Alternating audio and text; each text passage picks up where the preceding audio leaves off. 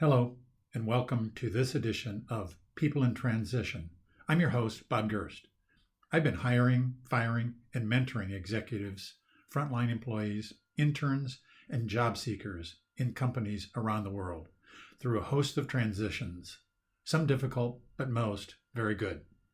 I work with people in Hong Kong, India, Australia, and across the United States. What sets them apart? A lot, but there's more they have in common. And one of those commonalities is transition is a part of life. This experience has given me a bird's eye view on a variety of trends, economies, industry disruptors, and transitions that are big and small. It also brought me into contact with the thought leaders and decision makers you need to meet, the people who can make the difference that matters to you right now. Imagine knowing exactly what to do next and how to know it's time to make your big change. The insight track you're going to access during our future episodes is better than a crystal ball. It's the exact information you need to take that next step. Whether you're a new grad applying for your first professional job, someone looking to transition your work experience into a promotion, launching your own company, or maybe even starting to plan your retirement, you're in transition, and this series is for you. We all know transition can be scary, but it doesn't have to be. And it's even fun when you have VIP access to the future you want. Are you tired of the uncertainty of being passed up? We'll share with you the tools and skills that can take your dreams to the front of the line. So, if change is on your horizon, or maybe just the thought of change, you won't want to miss this discussion. It could be the exact edge you need to turn transition into an amazing opportunity.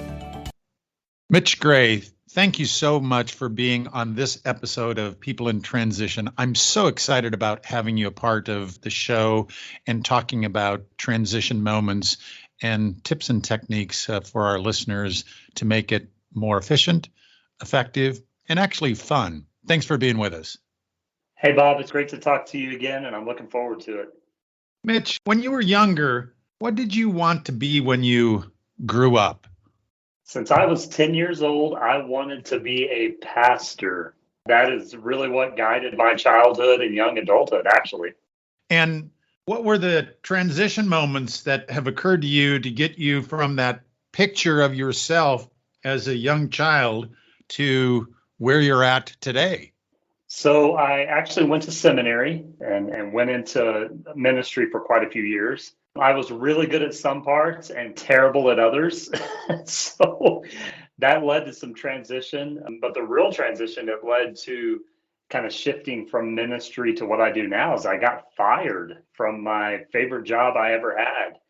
And that led to a transition in a lot of ways. But career-wise, that's really what pushed me to what I focus on now. And maybe for our listeners, Mitch, you can describe what is it that you're focusing in on now? So I am a small business and leadership consultant. I had a new book that just released, How to Hire and Keep Great People. And basically, I've taken my heart for ministry, for empowering others, for inspiring others, and applied that to help small business leaders learn to grow their teams and grow their business. And Mitch, maybe you could give the Cliff Note version. What does your book, How to Hire and Keep Great People, what are some of the key elements from that our listeners who might be in transition should take away and why they maybe should get that book to learn more? It's really been interesting, Bob. I wrote the book with business leaders in mind, but as the reviews of the book have come in, I would say 70 to 80% of the reviews are by people that are employees. They're not business leaders. And the interesting thing is what they're identifying in the book is that they are relating to how they wish workplace culture looked, how they wish they could find a place. I paint a picture in the book of what culture should look like, how people should hire and recruit better, how they should place their employees in alignment with what they do on the job, personality-wise, energy-wise. And employees are actually responding to that really well, saying, I really wish I could find a place like this to work. And so I just to give your listeners the feedback that I'm hearing, that is the book has been really advantageous for people seeking maybe a job change or career change, or maybe someone looking at the transition of leaving the traditional workplace. We've seen that over the last 18 months, and they're starting their own side business or their own full-time business. And so the book has it's been really surprising how many kind of non-business leaders are actually responding really well to what they wish the workplace looked like. Let's say a friend of yours calls you up and tells you that they've lost their job, maybe because the company is struggling because of COVID. It could be any number of reasons. What's the first, second, third thing that they should do after finding out this information about their position? Yeah, really good question. I actually have some firsthand experience at that. I still do some personal development coaching. And one of my clients that I've been working with for about a year, he was in that situation. He had a contract and he knew the contract was ending.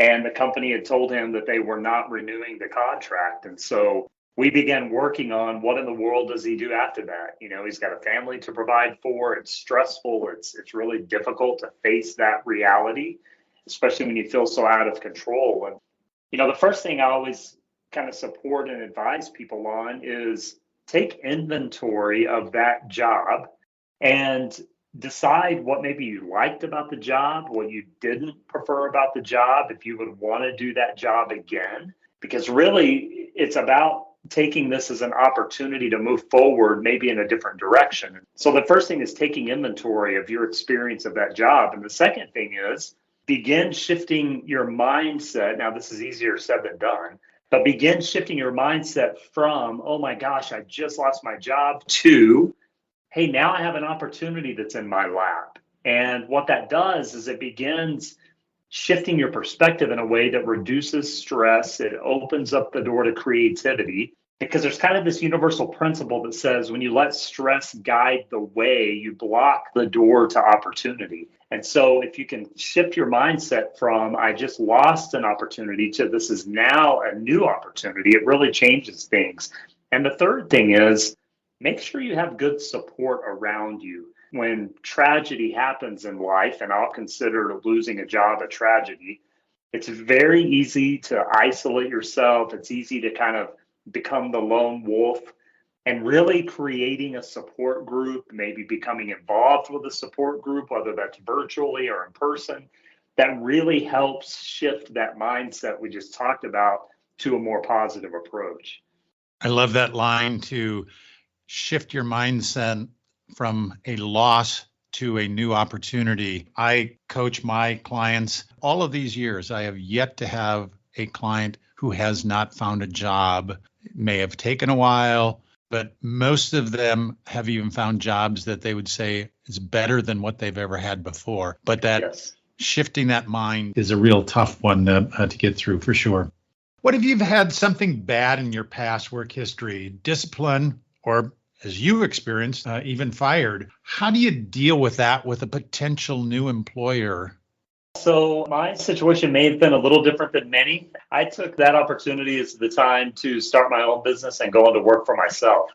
Reality hit me of the fact that when you work for someone else, you were out of control most of the time. And I tend to have an entrepreneurial spirit. I grew up on a farm in Southwest Oklahoma. My dad was an entrepreneur. And so I really took that opportunity to say, I'm not going to give someone else the control of paying my paycheck, telling me when I can or can't go on vacation. The reality of being an entrepreneur is you work more and work harder than you normally do at a 40-hour-a-week job. But I'm okay with that because I can also choose when I go to lunch, when I go on vacation. And so I took that opportunity as a moment to say, what do I really want to do in life? What does this look like? And how can I gain more control over my finances and my opportunity? Now, that was about a 10-year journey after the fact. Getting fired from that job led to a really deep depression. It led to, really, Bob, some pretty dark places for me, because what your listeners have to remember is that career was tied to a 10-year-old child's dream. That was almost like ripping my soul out that I got fired from that job, because that's all I ever wanted to do. So it wasn't just losing a job. It was really losing a dream. and having to reshape and recover and kind of redeem what I knew I was good at in life, what I loved about doing in life, how I loved helping people, and reframing that in a different way. And the only way I knew to do that was to work for myself. And that's what I kind of where I started the road toward being an entrepreneur, a solopreneur, et cetera, et cetera. Mitch, I know the concept of alignment is very important to you.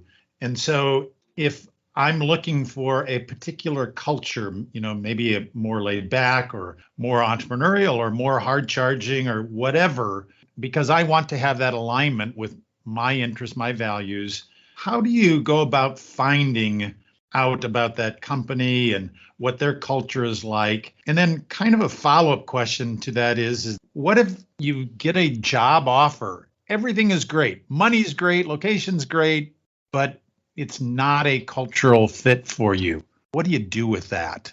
I'm going to go back to what I said a while ago about taking inventory. I believe the greatest sense of power that we have as humans is self-awareness. And so really, when someone's seeking another opportunity or they're in transition or they're a college graduate looking to start their career, I have a kid, one of my kids is in that exact scenario. And so I'm walking through that with him. The first step is to really be self-aware. What atmospheres do you like? What atmospheres do you not enjoy? What atmospheres really impact you? Do you enjoy working alone? Do you enjoy working with a team?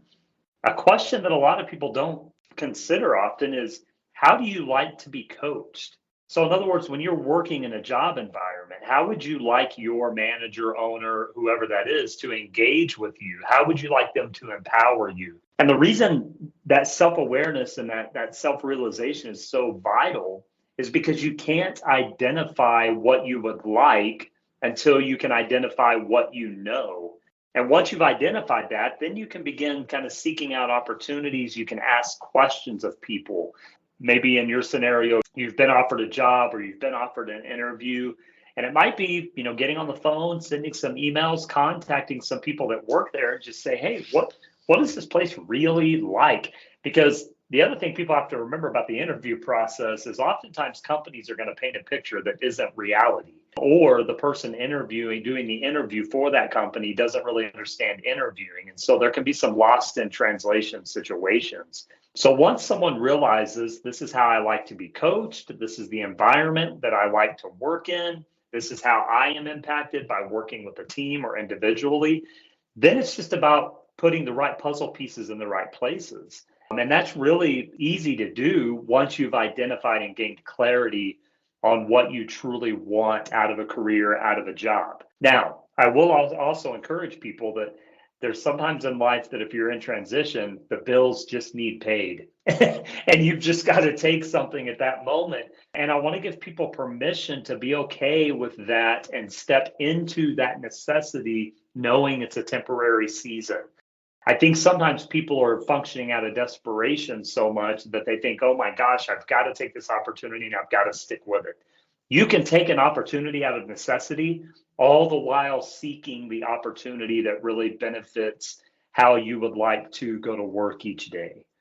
Mitch, I have to tell you just a personal experience from that. I was in transition myself. I had been working for 30 years, so I was a middle to higher level professional. My position was eliminated, did all the right steps in terms of networking and interviewing and so forth, but it just takes time to find that next great opportunity, and had bills, had a family, and so I had to provide for them. So I went to work at our favorite coffee shop, unnamed, and I remember someone asking me, now, Bob, how could you go from, kind of a six-figure job down to a $14 an hour job? And my response was that, number one, I was doing the right thing for my family. But number two, it had been a long time since I'd been an entry-level person. And I learned so many things, again, in terms of what it's like to be an entry-level person, that I still use many of the things that I picked up being that entry-level person in my new orientation and in my communications and in my employee engagement because of that experience. So you're going to learn where you want to learn, I think. Yes, every opportunity is an opportunity, right? If we allow it to be an opportunity. And really, when someone is in transition or in a very difficult situation in life, that little shift of perception can empower moments of opportunity that couldn't exist otherwise. And so, and I've been there before, when I was talking about my transition earlier and going into being an entrepreneur, there were moments that I had to go get part-time jobs because, business wise, I was building and needed to find some other resources. And I remember one moment specifically, I went to work part-time for a friend who was reopening his used car business. And for about, I don't know, 2 weeks straight, he had me sweeping the car lot because it needed to be better prepared to bring inventory on. And so much like what you just said, here I found myself, someone who was decently successful, all of a sudden in the position of sweeping a car lot. And what I learned is the opportunity wasn't about sweeping. The opportunity was about giving my best in every moment. And when we can give our best in every moment, it opens the door for new levels of thinking. And that's a really miraculous thought process to work through. I love that. Give our best in every moment. How can I find out where my strengths, where my potential weaknesses are at, and know those before I start the interview process so that I can use that information to make that interview more impactful? Yeah, in the world of the internet, there's all kinds of resources. And a few that I really like are Enneagram test is really advantageous because it really shows, your Enneagram is kind of a part of your DNA, and it really shows your kind of propensity toward environments and toward dealing with other people. There's multiple strengths-based or personality type tests. Some of them are free. One of the ones that I really enjoy, it does cost a little bit of money, and I want to make sure I get it right for your folks here, so I'm going to look it up. It's actually created by the Gallup survey company, and they've created this strengths-based finder is what it really is. And it's called the Clifton Strengths Test. And it's a long, I don't know, it's 35 to 50 questions. If you take the longer one, I think it's actually 100 questions. And it's pretty amazing when you take that type of a test. This is the Clifton Strengths Test. But when you take those, they really get in depth on what your strengths are, and they'll rate those. And they don't call your lower strengths weaknesses. They just say, this isn't really probably where you want to focus. And they'll give you your top 5, 10, 15, 20. And those are really important when you're, earlier you were talking about finding a culture that you can thrive in, finding a job that matches not only your skill set, but I think more importantly, your personality and your presence. And taking something like those strengths-based tests and those personality tests can really tell you the story of where you're going to thrive. Because what I like to encourage people about when it comes to careers is it's not just about making money, but it's also about setting up a life that you can enjoy. We spend the majority of our time at work. And so you want to find work that you can enjoy and an environment that you can enjoy showing up to each day. And so those would be a few of my considerations and suggestions for folks that really want to find something that aligns with their passion and their excitement and their skill set as well.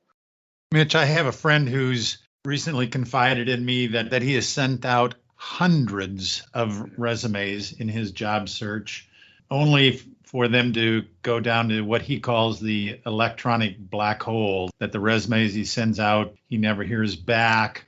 I guess my question is papering the marketplace with your resume the right approach, or is there another way, a more targeted way? What's your experience? So I'm going to suggest the backside of what I actually teach business leaders in my book. I'm pretty old school when it comes to hiring, recruiting, and finding a job or an opportunity. Again, I alluded to earlier, the day and age of technology and the World Wide Web, the downside of that is the world is filled with more noise now than ever before. And So you've really got to ask yourself, what can I do to make myself stand out? And I know there's some different situations here. I have friends all over the world that are in the same situation as your friend, and they're just kind of looking for whatever they can find. Here's the approach I would take. If I lost all of my opportunity right now, I would this afternoon or tomorrow begin physically going to visit the businesses I would like to work at. And again, I know we're in a climate right now that there may be some barriers to that, but I've learned and I'm putting into practice that same approach and promoting my work, that when you can put flesh and blood on an application, in other words, when you're a human standing in front of another human, it opens up a level of consideration that cannot be replicated through a computer, through a paper resume. And so my first step would be, I would make a list of the companies that I want an opportunity with, and I would physically go visit them. I would physically turn in my resume, and 10 to 14 days later, I would physically show up again. And that would be the pattern I would follow. And that's what we did 25, 30 years ago. That's exactly how you found an opportunity for the most part. Because what that's going to do is it's going to do a few things. It all of a sudden puts an area of accountability on the person you're looking to apply with. They can't consistently reject you hiddenly. They have to reject you to your face, which is much more difficult to do, by the way. So it brings a level of accountability to that situation. They will respond. The second thing it does is it forces you to get outside of yourself and go have contact with other human beings, which really allows your skill set, your presence, your energy, your aptitude, and your attitude to come through. You can't replicate those things on paper or via computer. You could also do this virtually through a call, but I would do everything I can to put flesh and blood on that resume, show up and do what you have to do to get that job. And I still learn from the salesmen of old, the old door-to-door salespeople, the Zig Ziglars, the folks like that. And I still believe their approach is what would make people stand out even more today than it ever did before. And so that's what I encourage people to do. It's what I do personally when I'm promoting myself and my work. And I just think it brings about opportunities that you can't otherwise replicate. All the while, continue to send those electronic resumes. Do that as well, but don't just depend on that for your sole source of action. It's not a either or, it's both is what you're recommending. Yeah, you want as many tools in your toolbox as possible, but I would definitely be putting more energy into that flesh and blood approach as much as possible. Mitch, my experience is that people hire people they know or are aware of and that they like, which using your approach, that kind of that flesh and blood approach, how can you establish a potential advocate for yourself in a company that you're interested in?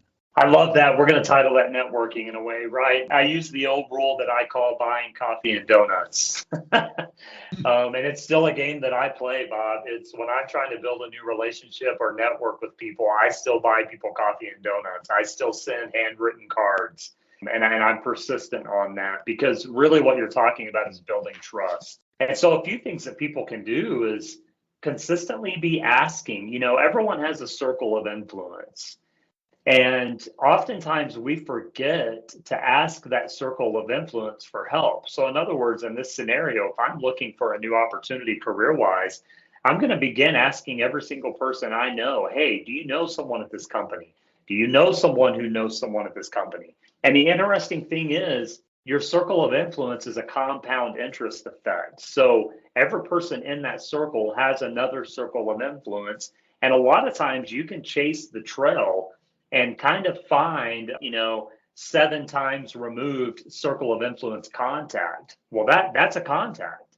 And so asking the people around you to ask others can often lead to that.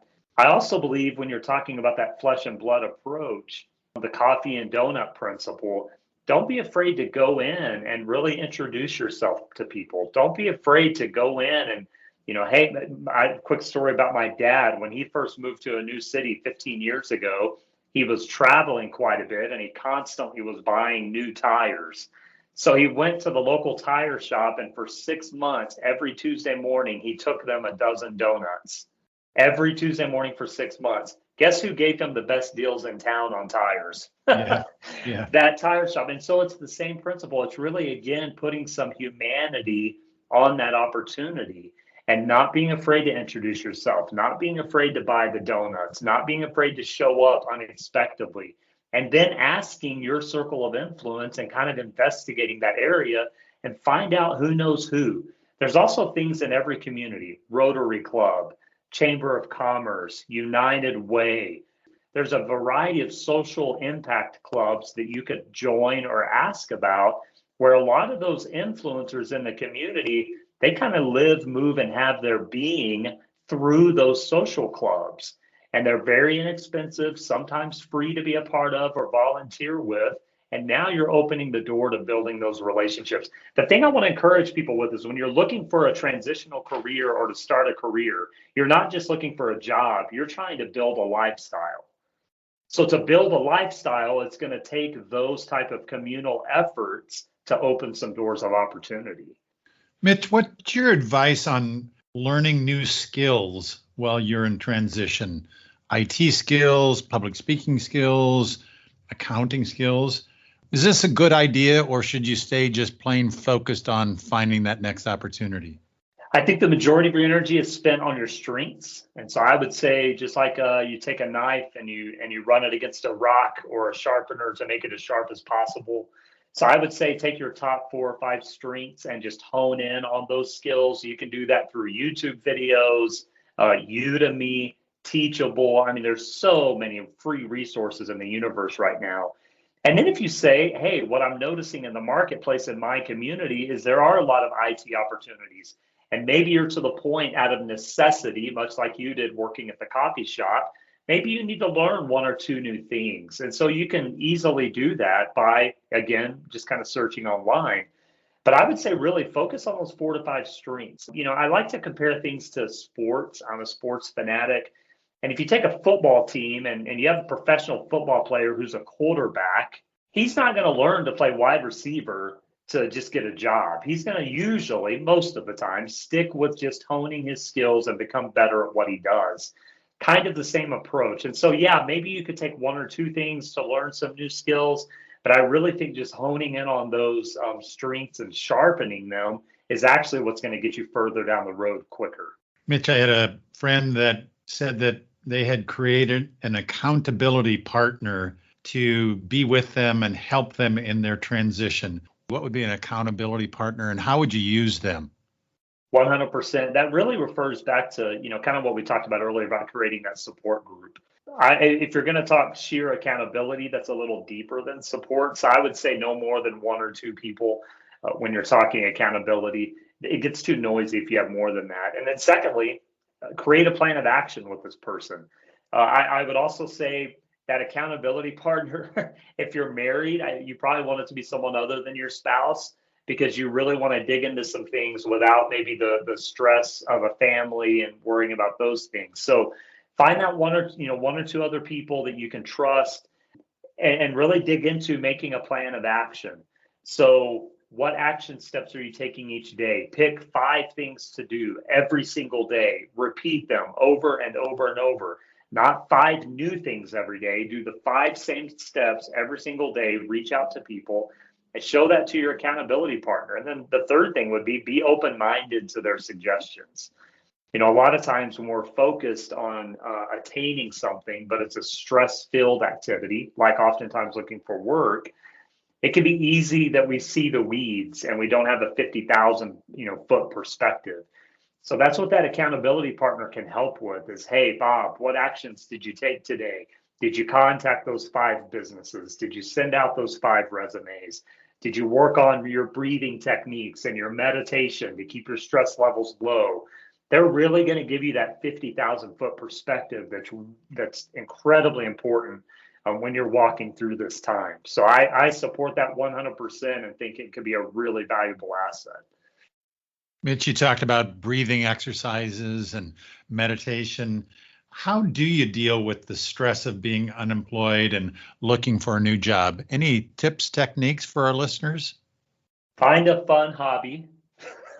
Just something that makes you feel like a kid again. Maybe that's playing a sport. Maybe it's going to the gym to train. Maybe it's reading books. Maybe it's taking a walk, whatever. Find a fun-filled hobby that brings back the innocence of life. Simple meditation techniques is just sitting and allowing your mind to just do what it does, but focused on breathing.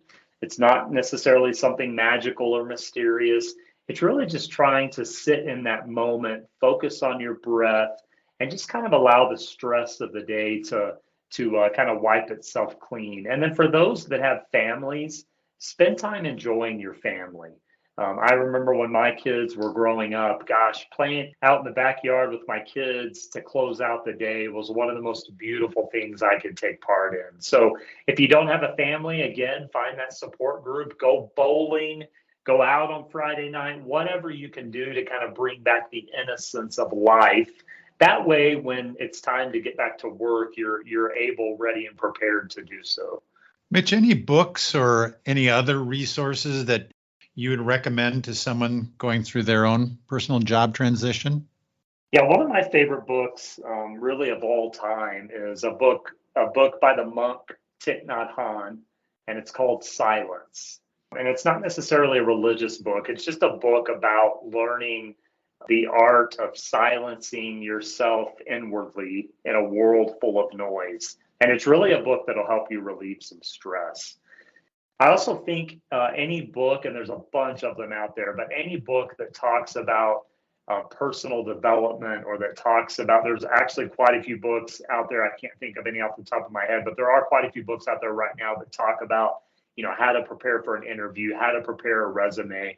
So I would say anything about personal development or preparing a resume or interview would be advantageous because really a lot of times it depends on someone's preference of reading. But that book by Thich Nhat Hanh, Silence, I've recommended that book 1,000 times or more because it really helps you calm yourself and understand that you just have to take every moment as it is.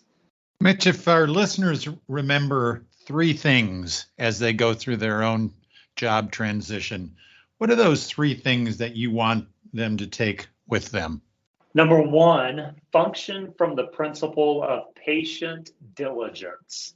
You have to be diligent, you have to be consistent, but be very patient as you're working because as you said earlier, things often take time. So patient diligence. Number 2, do all you can to shift your perspective to that positive mindset. And that can be things like, I have a notebook of mantras that I read every single morning. And so it can be some affirming statements that you could find, things like, I am good enough, things like, I love helping people, things like, I love fixing computers, whatever it is that affirms your passion, excitement, and kind of your, where you would like to be in life. Write those down and repeat those every day, and that'll help influence that positive mindset. And then number 3, know that it's going to be okay. And if you have to write that down, if you have to tell yourself that each day, do it. Because in the long run, I know this moment may seem stressful and there's not a lot we can do to take that away. Sometimes it's uncontrolled, but there are things you can control. And that is, I know it's going to be okay. I know it's going to work out. I'm going to be patiently diligent and an opportunity is waiting on me. I just simply have to find it. Mitch, thank you so much for your discussion of how do you gain alignment with your own personal needs and interests and an exciting next opportunity for yourself. How do you keep your emotions going forward and how to just make this job transition that can be difficult? How do you make it as efficient and again, joyful as what is possible? From all of our listeners, thank you, Mitch, for your time and input. We really appreciate it. Thanks, Bob. It was great. Thank you for listening to today's podcast. We're working in unprecedented times as the world responds to the recent COVID-19 crisis. The fact is that even those who are not in transition understand it could be right around the corner, next month or a year from now. The purpose of these episodes are to give listeners support and the critical tools to adjust with the winds, wherever they come. I'll continue to introduce you to guests who have successfully, perhaps gracefully or without too many battle scars, survived their own obstacle courses, and can share useful information on how to steady your ship or your world in this uncertainty. If today's message was helpful to you, please share it on social media. If you have any questions or podcast ideas for future conversations, reach out to me on LinkedIn. I appreciate your time you're investing in sharing these important conversations with me, my guests, and others who are going through life transition. Transitions between jobs, life stages, new entrepreneurial ventures, or whatever life brings. Change is constant. The more prepared you are for it, the better and easier the change will occur. Thank you again. This is your host, Bob Gerst. See you at our next episode of People in Transition.